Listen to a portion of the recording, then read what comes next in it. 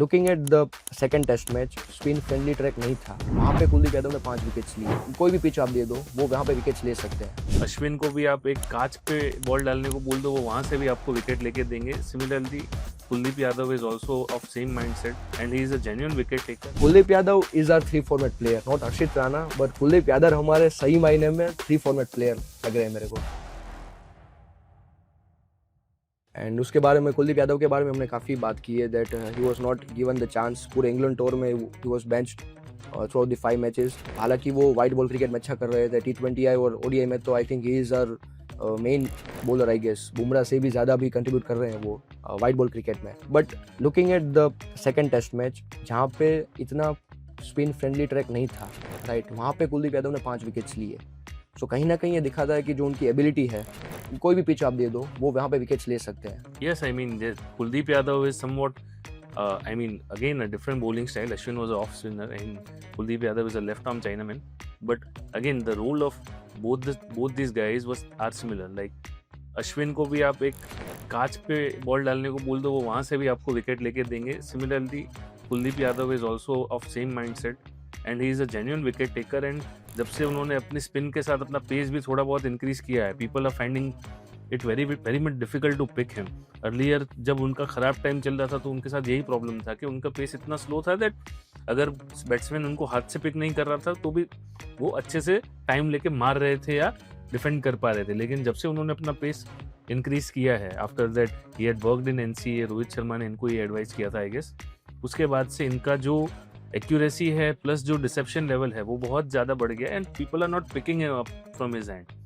So this is what has work for him and आप देखो तो is a genuine wicket taker in all formats of the cricket. And उसके बाद आप अभी का जो इनका परफॉर्मेंस है, it was likely to come and मेरे हिसाब से he will be a permanent. I mean उनको आप निकाल नहीं सकोगे अब कभी भी, बिकॉज जैसे आई टोल्ड, मतलब ये दोनों मैच शुरू होने के पहले भी मैंने बोला था कि कुलदीप यादव अब हर एक मैच खेलेंगे इंडिया में, बिकॉज जो रविचंद्रन अश्विन का एक जगह है वो खाली हुआ है और उनके जगह पे एक genuine wicket taker, genuine spinner चाहिए जो कुलदीप यादव हर बार प्ले करेंगे। शायद ये हमें पता है लाइक कौन सी टीम के पास इतने सालों में कोई ऐसा प्लेयर है who is a left arm wrist spinner. I don't think so. Even अगर हम लेफ्ट आर्म रिस्ट स्पिनर की बात करें तो किसी भी प्लेयर ने आज तक 100 से ज़्यादा विकेट नहीं लिया है टेस्ट क्रिकेट में। एंड कुलदीप की जो एबिलिटी है टू टेक विकेट्स, उसका एक एग्जाम्पल है दैट उन्होंने 2 डिलीवरीज डाली थी, एक शाई होप को और एक टेविंग को।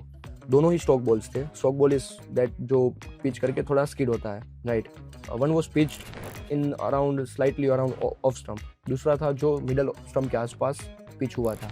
लेकिन शाई होप को जो डिलीवरी आई थी वो आउटसाइड एज से बीट करके ऑफ स्टंप को हिट करती है, एंड जो टेविन को डिलीवरी डाली थी वो उसी जगह पे पिच करके इनसाइड एज को बीट करती है एंड एलबीडब्ल्यू करती है। सो आई थिंक जो उनकी स्ट्रेंथ है कि वो सेम जगह पे पिच करके बैट्समैन को कंफ्यूज कर सकते हैं, तो बॉल बाहर भी निकल सकता है, अंदर भी आ सकता है। एंड ये जो 2 डिलीवरीज उन्होंने डाली थी फर्स्ट इनिंग्स में एंड होप और टेविन को डिसमिस किया था, आई think that shows his ability कि वो किसी भी बैट्समैन को कंफ्यूज कर सकते हैं। Like it is not easy to pick him. Even अगर आप उनका हाथ भी पढ़ लो कि आपको पता है कि बॉल कहाँ जा रहा है, फिर भी it is very difficult to read him, right. And जो उनकी कंसिस्टेंसी है, I think that is also helping him. 2020 के बाद अगर आप देखो तो जो भी स्पिनर्स जिनका pitch in the line off stump होता है एंड वो ऑफ स्टंप या स्टंप पे जाके ही फिनिश करता है, तो वो सभी प्लेयर्स का कम है या फिर बहुत अलग है when they are bowling to right handed batsman and left handed batsman. For example अगर आप अश्विन का देखो तो that is 9% for right handed batsman and 15% for left handed batsman. Again Jadeja के लिए वही 7% और 11% है। लेकिन कुलदीप यादव के लिए whenever he is bowling to right-handed batsman or left-handed batsmen, जो परसेंटेज ऑफ बॉल है जो ऑन द लाइन पिच करता है और स्टंप पे जाके फिनिश करता है, दैट इज 13 एंड 13.5, मतलब ज़्यादा डिफरेंस नहीं है। एंड वो उनकी एवरेज में भी दिखता है। whenever he is bowling to right-handed batter और लेफ्ट-हैंडेड बैटर, उनकी जो बॉलिंग एवरेज है दैट इज अराउंड 21।